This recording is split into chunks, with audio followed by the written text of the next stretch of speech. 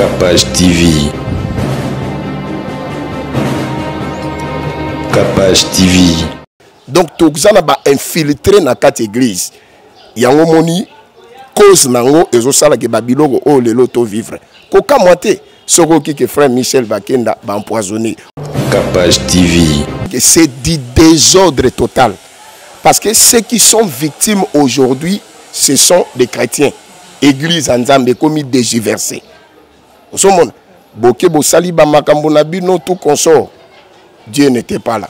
Vous avez abandonné le Seigneur pour aller satisfaire vos plaisirs. Mais les lots, biso même sur le terrain, je vous dis sincèrement, ma sœur, il y a même des répercussions. Capage TV. Et ça, le bateau va pengui à cause de Makambo. Et ça, le bateau va sali naufrage na foi à cause de Makambo. Et ça, le bateau va se méfier na basali Nzambe à cause de Makambo. Capage TV. Le Seigneur est en train de pleurer de certains comportements des enfants de Dieu d'aujourd'hui. Satan a voilé biso, que nous sommes au temps de la fin et nous sommes à la veille de l'enlèvement. Bientôt l'église sera enlevée. Alors, église ni Nicolas on est là. Église Aboui. Église Aboui. Aussi, et Balanina Mokili. C'est regrettable.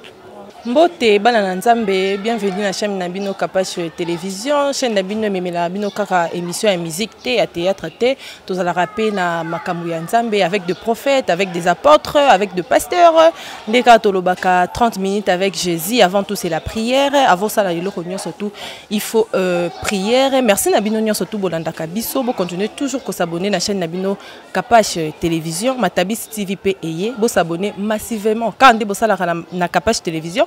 Bo salango pe na Matabis TV na Matabis TV bo rutanga moko Brigel bo sekota nozawana na bando présenter ba émission na ye lelo na apôtre Néhémie Mangolo ndeka katolo bara 30 minutes devant Jésus-Christ. Donc tozo continuer na thème na biso otolobela kibino la fois passée sur la vérité et la connaissance et vérité. Et qui minga connaissance et vérité, tozo kobanango mais aye na sous-thème le lot la sous-thème connaissance et vérité bozaki belé bolanda ki boposa ki ba question yemoka répondre ki vraiment bolinga kota na mozindo le lot tozaka na thème wana mais aye libiso sous-thème to développer ensemble na apôtre Néhémie. Bonjour apôtre. Bonjour ma sœur. Balandina yo ya Capage Télévision bazotala. Na pesi bango mbote na komba Yesu bisika nyonso bazwi libako ya Orlanda biso na ngonga que Dieu le bénisse. Ah bon. Merci apôtre, tozo continuer na thème na biso oyo tolobelaki la fois passée lelo memeli biso sous thème tokoki oyeba sous thème. Bon lelo sous thème tolobela ezasi la crise ecclésiastique. La crise ecclésiastique. OK prophète, apôtre avato tokosa na sous thème na biso. To lobela moi actualité muke ndeko na biso Michel Bakenda aza empoisonné ndenge nouvelle eza ko circuler mais bato musu bazolo ba exemple lokuta azo lukabeuse et tout mais auto yebi eza que aza empoisonné na groupe na ye mobimba et ça dit vraiment pas si comment na mutu buzo bebimaki sextape bebimaki ami kitisi andimi vraiment que asala ki mabe à reconnaître en ami kitisi asengi bolimbisi mais batamite mamabe ba landi kakati ba empoisonné réaction na yo na likambu na ye wana ezande. Oui ma sœur pour na répondre yo d'abord c'est un regret. C'est un regret pourquoi parce que nous les chrétiens nous devons comprendre que nous sommes les plus haïs de Satan. Ce monde ne nous aime pas. Yango moni thème oyo eye po biki sabato ebele. Pourquoi parce que sotali na Bible on comprendre que batu nyonso yo balandaki nzela nzambe bakomaki benemi ba opposant à Satan. Et comment est-ce que Satan a bandai ko cibler ba vie na bango mokile ko linga biso te na lobaki précédemment na émission elekaki ke les cibles de Satan ce ne sont pas les hommes mais c'est l'église. Il cherche à faire tomber les héros des hommes forts yango moni végétarien grandeur, élévation, succès, biloko wana nyonso. Soki Satan a péché ango, il sera avec toi. Mais soki a péché ango te, yebango ke soki uti na nzambe, tu seras poursuivi et tu seras malmené. Okozala l'est. Ne soyez pas étonnés parce que l'église actuelle a perdu le sens normal. Yango moni biloko tolo bela awa. Donc tozana ba infiltré na kati église. Yango moni cause nango ezosala ke babiloko o lelo to vivre. Koka moite soko ki que frère Michel Bakenda ba empoisonné. Bon soi-disant na éviter si l'information est vraie parce que je n'ai pas été avec la famille en question. Mais ndeka tozwa ba information ndenge circule. Soke za ya solo, c'est regrettable et la personne en question a rejoint ni au retour. C'est ça la question que nous devons poser. Voilà un peu. Ok, affaire il y a Moïse Mbiye na sœur Nabiso Eliane Kitoko, tout le monde qui a les cas qui une émission il y a papa Nabiso Ndeko Eliezer ayaki na maman na ye na bama bokilo na ye a se présenter à lobi que non aza fiancé mobile na za rasoki na Afrique du Sud et tout. Dès que la qui émission wana c'est comme si sœur Nabiso à part pasteur Moïse Mbiye azaki na ba vie na mususu azaki na mibali na ye mususu. Oh, ok, pasteur Moïse peut-être a tombé qui a piège mokobo. Réaction na yo pona eloko wana pasteur Moïse azaki na raison to ndegeni. Bon, quant à moi, nagope sa pasteur Moïse raison té, nagope sa pe Eliane raison té. Parce que na habité relation na bango ezaki basé sur quoi? Mais ce qui est essentiel les effets ou les sur le terrain. Makambo tomoni. Alors tango ozotu nanga question que la sœur Eliane a présenté fiancé naé et pas ndeko. Et a présenté té aleka ki une émission na mama bokilo na ye na maman abota na papa na ye na mama bokilo na ye genre maman ya mobali na ye na papa ya mobali na ye alobi que non azaki fiancé depuis 2018 je crois entre 18 ou 19 comme ça azaki fiancé na ye malgré ma problème et koi bato balingi ba saluer ye mais fiancé na ye alandi te famille ya mobali ne pe balandi makambo wana te bazaka kana ye voilà ozo comprendre que c'est du désordre total. Parce que ceux qui sont victimes aujourd'hui, ce sont des chrétiens. Église Nzambe comme dégiversés. Tout consort. Dieu n'était pas là. Vous avez abandonné le Seigneur pour aller satisfaire vos plaisirs. Mais les lots, même sur le terrain, je vous dis sincèrement, ma sœur, il y a même des répercussions. Vous comprenez? Il y a des répercussions dans l'église. Aujourd'hui, nous sommes victimes. Il y a des rumeurs au kaka oyo et tambolaki tout consort. Et vraiment c'est regrettable, c'est regrettable. C'est regrettable. Alors Torolobanine, parce que l'effet a été déjà consommé sur le terrain. Et ça, le bateau va pengui à cause de Makambo. Et ça, le bateau va sali naufrage na foi à cause de Makambo.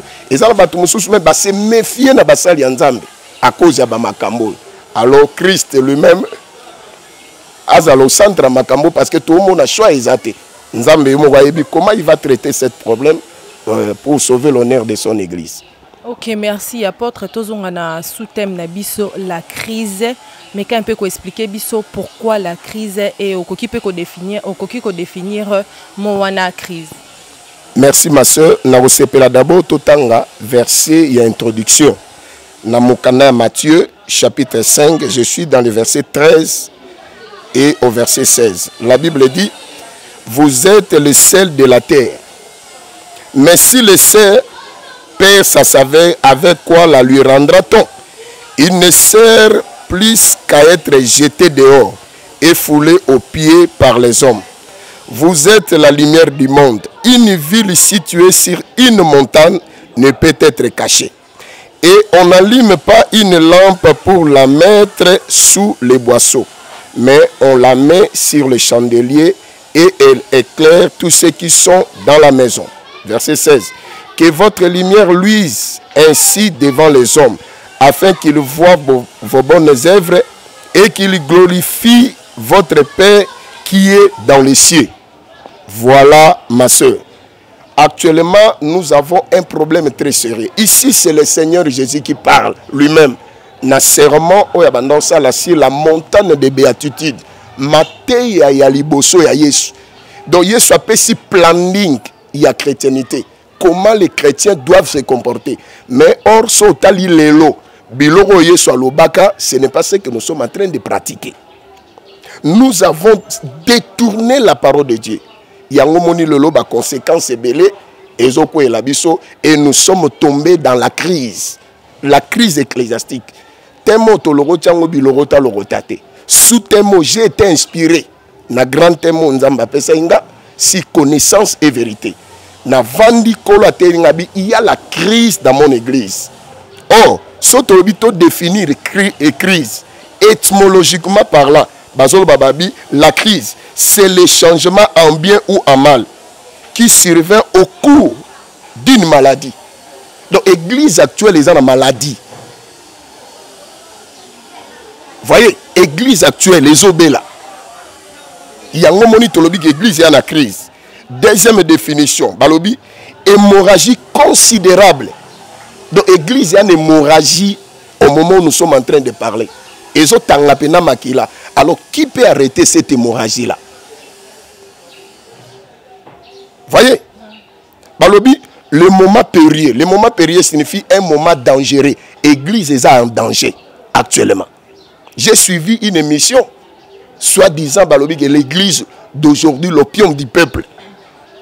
J'ai été surpris. Mais il faut comment est-ce que l'église est critiquée? Voilà. Balobi, c'est le trouble de la fonctionnement normal. Donc, actuellement, l'église est fonctionnée sous tendenge zalaka. Et perdre critères nango. Il y a un monito côté na crise.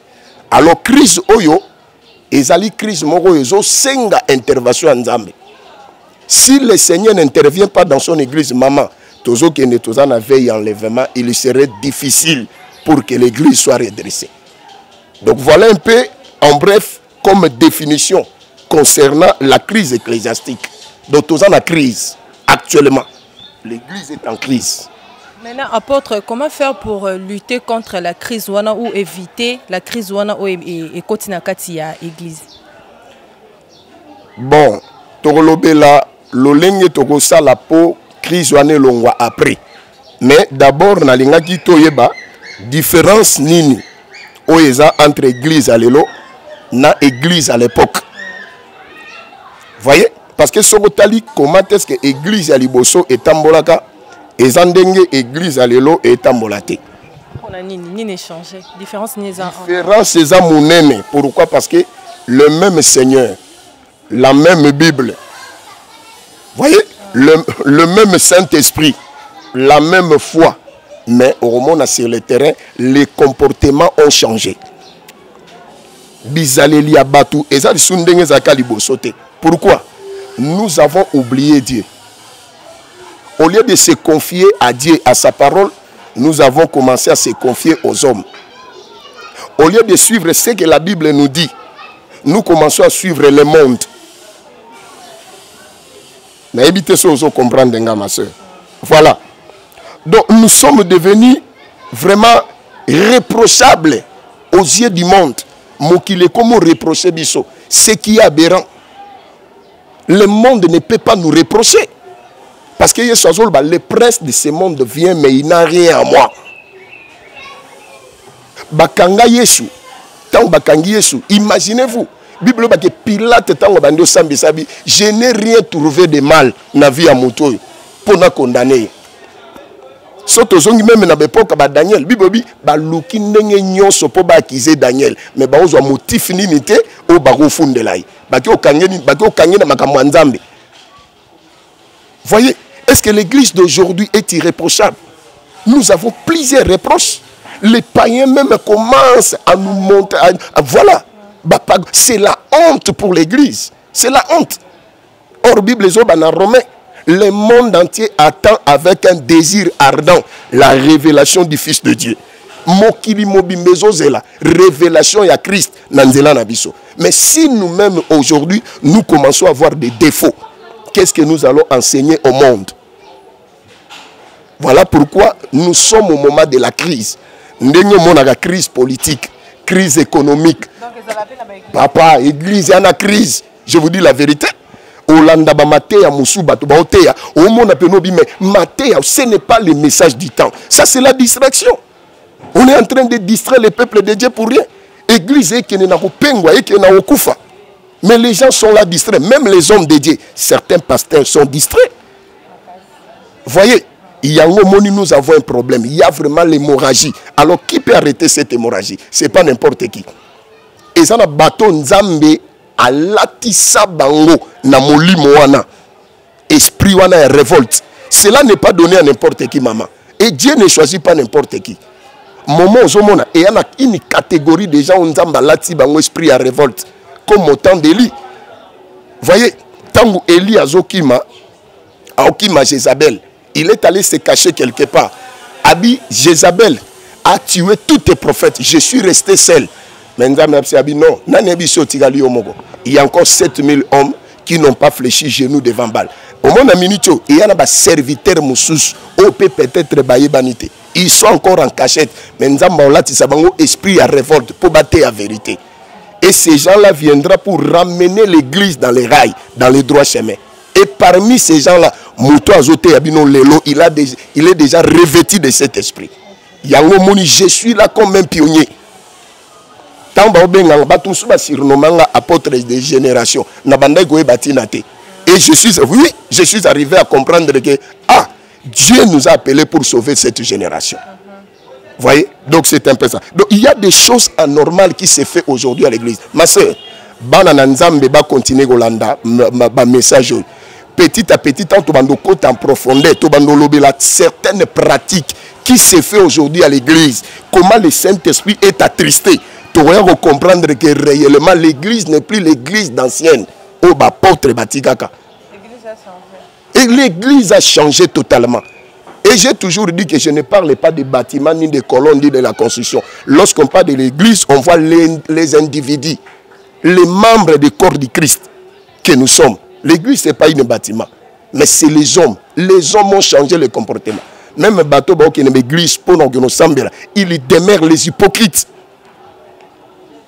Le Seigneur est en train de pleurer de certains comportements des enfants de Dieu d'aujourd'hui. Satan a voilé que nous sommes au temps de la fin et nous sommes à la veille de l'enlèvement. Bientôt l'église sera enlevée. Alors, église ni Nicolas on est là. Église Aboui. Église Aboui. Aussi, et Balanina Mokili. C'est regrettable. Donc voilà un peu. Donc il y a une grande différence entre l'église d'hier et l'église d'aujourd'hui. To copier ba potre atane loroté. To copier ba ngote. Il y a des gens qui ont sacrifié leur vie pour biso le loto tanga ba Bible. C'était au prix de leur sang papa. Hein? Tala ba jandenge ba nyoko. Oui Bible oyo ba mema ngoapi. Pour le lobby soto kamalo bananzam. Il y a des gens qui ont souffert pour biso lelo to simba ba Bible to za la ba chrétien. Alors prie à makila na bangwezo gang. Sotangango l'Apocalypse. Bazo rekababi maître jusqu'à quand tarde-t-il pour venger pour notre sang à cause des habitants de la terre. Parce qu'ils ont été sacrifiés. Basopa makila na bango pour yo lelo za la chrétien. Pour le lotote le maratote ya ba nzambe. Alors tant on a bazo sakana lelo na makamwa nzambe. Je regrette beaucoup. Je pleure, je suis en train de regretter. À Fossori, maintenant, le maître qui a été crucifié, qui a payé sa vie pour l'église. Ok, apôtre, on a vu que l'église hier est différente de l'église il y a les lots. Attends, tu m'as copié l'apôtre il y a Kalawana. Non, question. Il y a une minorité. Voilà. Voilà. Question nanga siko yango wana. Pona yo, quels sont les apôtres wana au ba convaincant vraiment qui ne soit RDC. Maman, et y a na batu bateya maloba na nzambe na mboko yo. Ndeti nani? Comme exemple. Basé Belé. Je peux citer quelques noms. Oui, vas-y. Pendant que nous étions encore des païens, tout le monde a vieux Moutombo. Kalombo, ndenge bateya maloba na nzambe. Tout le monde a vieux Sony Kafout. Vous comprenez? Biso to assister na ba conférence aux hommes comment ces vieux pressé ba vieux Coutinho Fernando. Bato ba memi ba réveil na mboka oui. Ba musée a dit Nabal, le père des réveils na mboko. Moi je ne boycotte pas le travail que ces gens-là ont fait. Vous comprenez? Bato belé ba saleli nzambe avec beaucoup d'empressement. Namboko basé belé, si je peux citer les noms, Torotan, Bato belé, Batei Sangomala, mon Namboko. Oh, et là où ça la passe, réveille au bango ba memaka liboson évangile. Ce n'est pas ce que nous vivons aujourd'hui. Comme si nous avons altéré la parole de Dieu, le banzambe comme il dévié. Tozo banga musalo bango basala ge kende ya pa, ya pamba. voyez, yango moni nga nazo senga même na bavie wana o bateya maloba na nzambe pour lelo église de réveil ezala na sens ezala na kombo mama tala à l'époque je voyais comment est-ce que certaines boîtes se fermaient à cause du réveil tout le monde bat baotika mokiri baoya kati na Yesu mais quel message que nous sommes en train de faire véhiculer. Parce que bino mo no ba pasteur ba apôtre bo tambola bien té. Voilà. Donc ceux qui déjà pasteur mo cause exemplaire té azo tambola dans le péché, dans le mal, nga mo paga non on courage rien ndeni. C'est pour cela ozo mona. Yango moni tolingi total ça quelques raisons. Quelques raisons o ezo sala ke église est dégiversée. Et quoi yana lubwako. Parce que l'église, pour le moment, est en ravin. L'église est en ravin. Il y a quelques causes où ils ont perverti l'église. Vous voyez? Autant dans Galates chapitre 1, verset 7. Je crois passage où on appelle ça en même précédemment. Galates chapitre 1, verset 7. Yoka, Bible Obini. Non pas qu'il y ait un autre évangile. Mais il y a des gens qui vous troublent et qui veulent altérer l'évangile de Christ. Vous voyez? L'évangile est à mi balete et à mi satouté, l'évangile est à moko. Mais on a bateau bazo troublé bino. Dans la quatre églises, il y a 3 catégories de personnes au Satan à côté ici. Bato aliboso, babengi bango ba infiltré. Na ba église bazali. Il y a mi balé, les incarnés. Il y a des gens qui se sont incarnés dans l'église, mais ils ne sont pas de nôtres. Il y a mis ça tout, les déguisements. Nakolobela 3 catégories à bateau dans la prochaine émission. Na otali ça, muto se déguiser azarandenge nini, muto s'incarner dans l'église azandenge nini, pe muto se déguiser dans l'église azandenge nini. Mais au moins apôtre bino besoin na moi pouvoir wana royer ba que muto aza infiltré, muto aza ko s'incarner, beaucoup repérer en non. Tu auras ce pouvoir de détecter les genres de catégories de personnes si seulement en vous vous avez l'esprit de Dieu et vous êtes en communion avec Dieu. Dieu est capable de te révéler. Il y a des pasteurs aveugles. Il y a des infiltrés tout autour. Protocole Ndoki. Mais je vous dis, pourquoi je parle de l'infiltration? Cause nango yango vivre de l'eau empoisonnement. Est-ce que l'église, on peut attendre de ça? Est-ce que yo kana tangwa bapôtre empoisonnement? Mais ce sont des choses déplorables dans l'église. Même bison de toté à vérité, yeba mutu nyonso o ya kota kana vérité, tu deviens le cible. Ndenge na oté ya boy, je mets déjà ma vie au prix. Pour une catégorie de gens, ba olingangate, ils vont me jalouser. Banane, bateau bana semence sans embêter. C'est clair. Ba koluka ndenge ni toko ko éliminer, ndenge ni toko ko bomaye. Yango moni biso tondimi, même s'il faut mourir pour Christ. Tondimi yango. Mais tu avait vérité. Au moment où média tu ne sais pas quelle est la proposition de l'ennemi, comment le diable me proposait. Si je n'avais pas l'esprit de Dieu en moi, j'allais accepter les présents de l'ennemi dès longtemps. Mais maman tondimi to kemba na nzambe, to souffrir nankolo pendant plusieurs années. Voilà, yango moni le lokolo a tchebiso pembeni ponanini. Voyez mon frère, Dieu ne choisit pas ma sœur. Dieu ne choisit pas n'importe qui. Nous sommes comme des pionniers dans Katia Makambo. Parce qu'il y a des infiltrés parmi nous. Notre frère Michel Bakenda a été empoisonné. Qui lui a empoisonné? Ce sont des infiltrés. Au monde où yembana batu, au salana batu, yo mon sœur, au mon frère. C'est un infiltré, c'est un envoyé du diable. Satan a cotisé pour la nine à Sala Omabe. Judas a infiltré. Hier, soyez battants par lobby. Parmi nous, il y a un infiltré. Il a un démon. Pourquoi Jésus a dit ça? Parce que Jésus avait en lui l'esprit de Dieu. Soza moli mwanzambete oko samburube nakacha groupe intercession bando ki bazalaka. Na choral bando ki bazalaka. Il y a même des sirènes de la biso le long l'église, des prêtesses à outil dans le monde à ténèbres. Si vous n'avez pas l'esprit de Dieu, il vient, il s'expose pour te séduire. Si vous êtes distrait, vous tombez dans les pièges du diable. Alors comme l'église est commis salut, est commis mal répété, c'est ça le diable. Yangomoni et Michel Bosson dans le cible ce n'est pas les hommes, mais c'est l'église.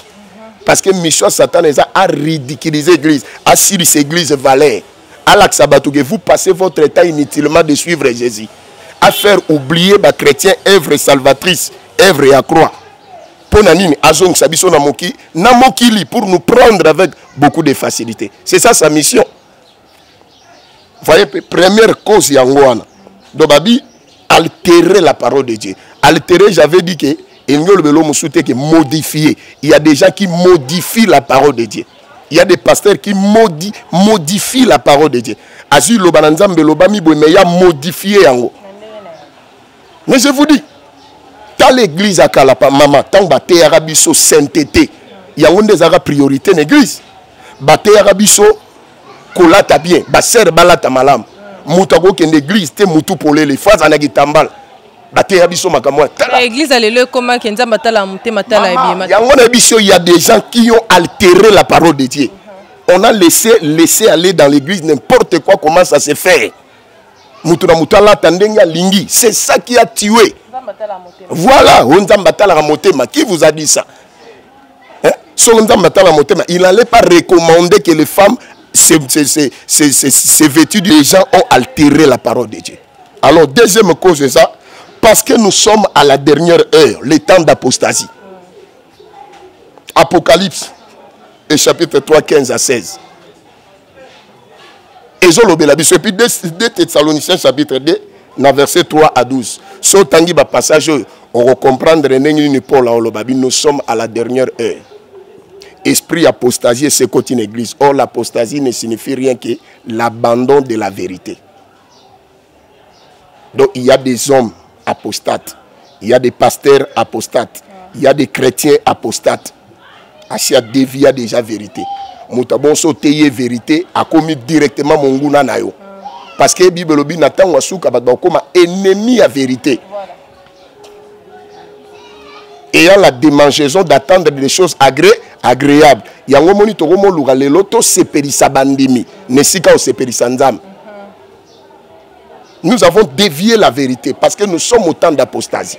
Vraiment, apôtre Wana Pendoza la raison parce que Tokomi Tozana temps Yasuka, il fallait qu'il mingi côté Abatu sur la repentance, Makambo et Koya n'attend de la fin, mais Batu comment préféré, pasteur comment préféré côté Ake Okopamboa, Okobala, Okobota, au lieu que la vérité que Tozana attend de la fin, repentez-vous, Nzamba Azoya bientôt, Bango Bakomara Mate Amoroke, Okopamboa, Orozambongo, Okovoyager, Okobala. Yoka ma sœur, na sepe natanga passage au Apocalypse. Apocalypse chapitre 3, verset 15 jusqu'au verset 16. Bible Bible. Je connais tes œuvres. Je sais que tu n'es ni froid ni bouillant. Puisses-tu être froid ou bouillant, ainsi parce que tu es tiède et que tu n'es ni froid ni bouillant, je te vomirai de ma bouche. Voyez, dans verset 17. Parce que tu dis, je suis riche, je me suis enrichi et je n'ai besoin de rien.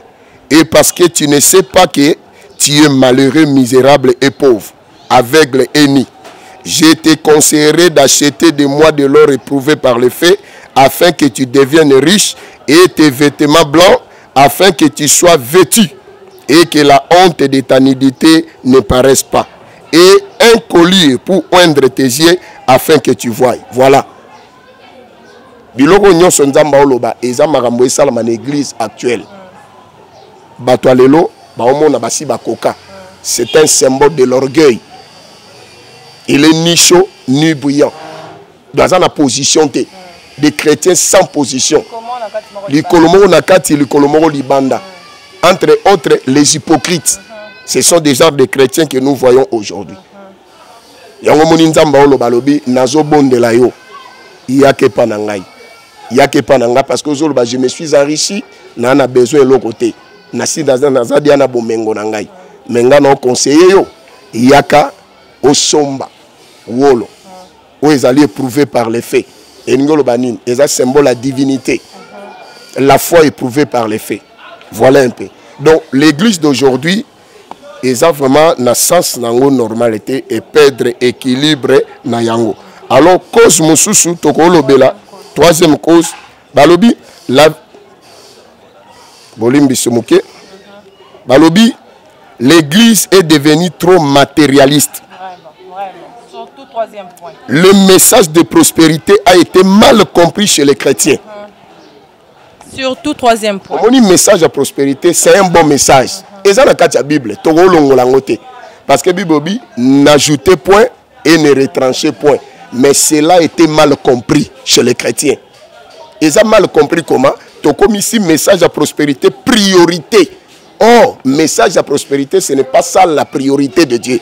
La priorité, c'est d'abord l'âme. La priorité, c'est d'abord les salis intérieurs. Katina Nwebika. Parce que Yesu a dit dans Matthieu chapitre 6, verset 33. Cherchez premièrement quoi? Le royaume et la justice de Dieu. Et nous souhaitons que ça me labino nasi maloro la matabis. Voilà. Donc on a d'abord âme à la sauver. Au moment où milimo abato biki nzamba sepeli o nyonso mutakozana ngo posa conformément à la volonté nzambe kolon pesa yango. Mais les chrétiens les loto comprendre très mal la prospérité. Tout le monde que nous avons balle en église, ça ne se fait pas. Tout le monde qui voyage en église, ça ne se fait pas. Est-ce qu'un chrétien, pour qu'il ne pose un visa, il faut s'embêter là? 40 jours de prière. Or, mutu, nzambe aolinga mutu akota jeune, kaka pona lisumu.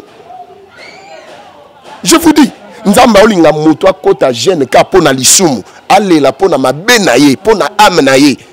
Dieu ne veut pas que quelqu'un akota jeune pona bilora mokilio. Voyez, nous sommes attachés beaucoup plus au matériel. Il y a un monito perdre équilibre. Le diable nous a présenté le matériel pour nous récupérer, pour nous faire oublier l'essentiel. Il y a un monito sur le bananzambe to tiango nasi nasima. To s'attacher beaucoup plus na biloko mokilio. Nous avons perdu notre sens, notre autorité. Nazongi na version na pesagi ne bandel. Yesu abi vous êtes le sel de la terre. Mama tina mungu ezalakani yo za mwasi mungu epesaka guna biloko parce si le sel perd sa saveur avec quoi la rendra-t-on?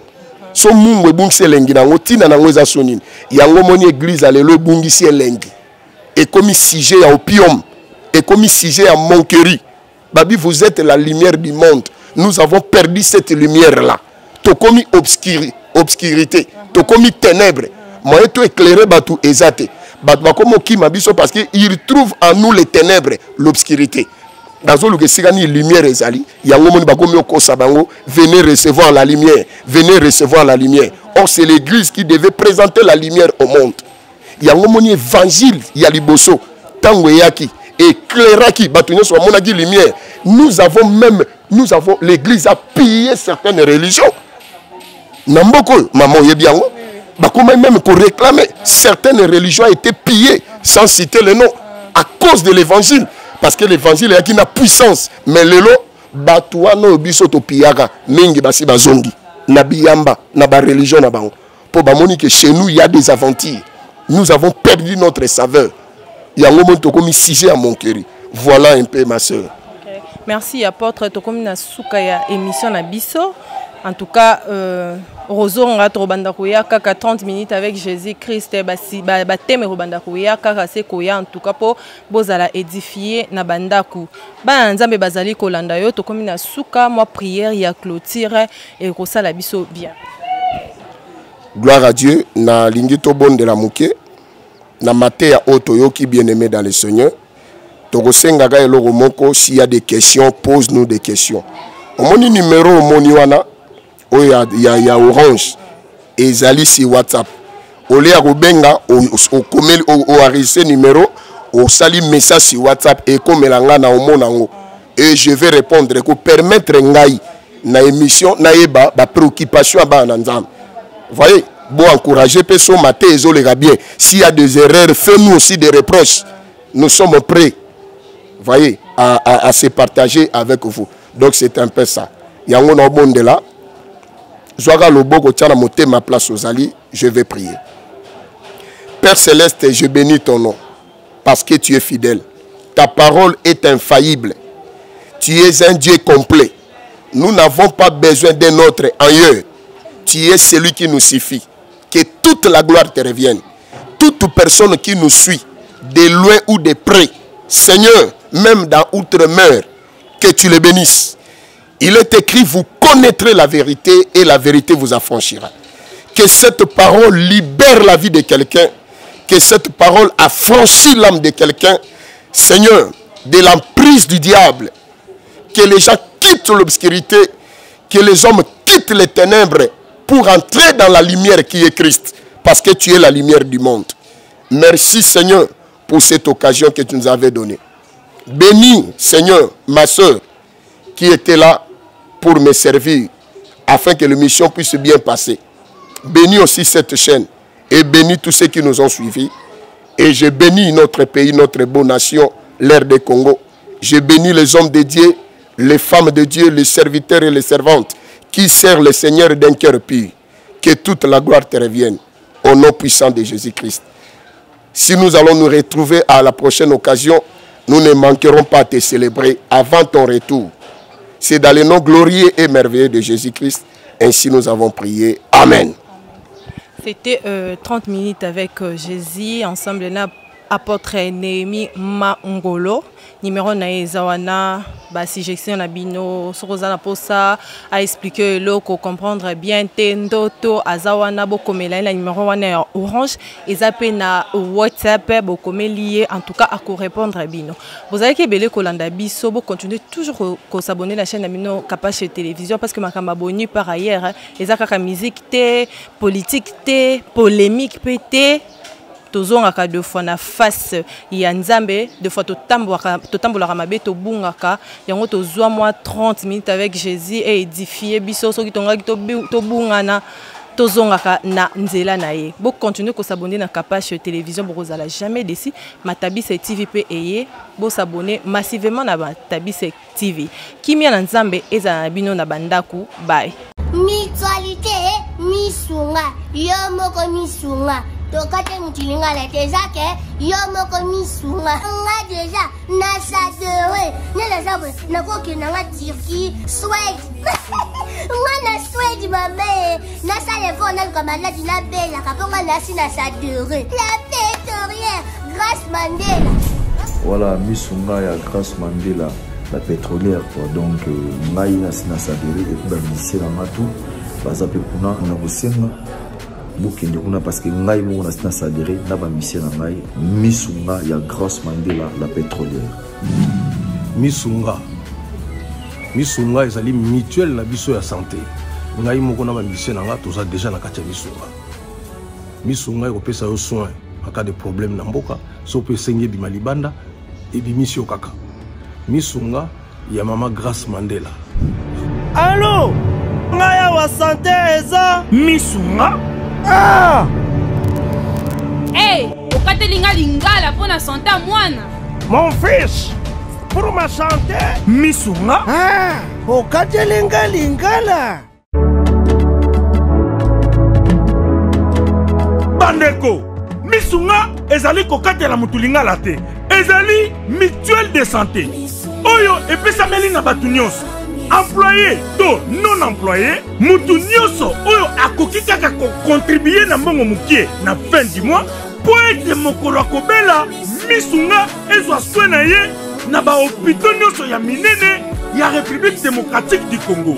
Soki maladi na yo bakoki ko traiter yango awa na Congo te, misunga akozwa charge na yo okende kozwa soin na bamboka lokola Afrique du Sud, Turquie, Suède, Russie, to Inde. Kala mingi te na bamboka misusu. Soki mutu oyo misunga ezwaki charge na ye pona basoin, nzambe akamati molimo na ye, misunga akosokipe na mort na corbillard.